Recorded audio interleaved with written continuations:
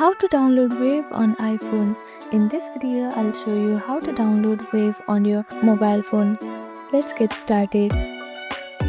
If you are iPhone user, you can download it from App Store, and if you are Android user, you can download it from Play Store. Now for iOS device, open App Store. After that, you can see search icon on the bottom right corner. Click on it and on the search bar type in Wave.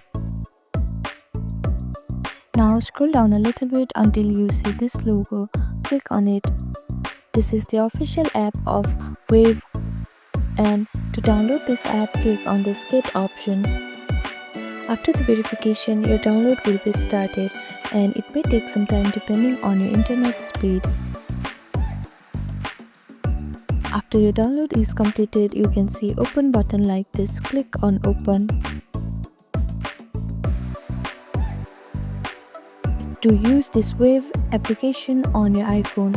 Thank you for watching this video. Please do not forget to like, share and subscribe to our channel, and comment down below if you have any other queries. Thank you.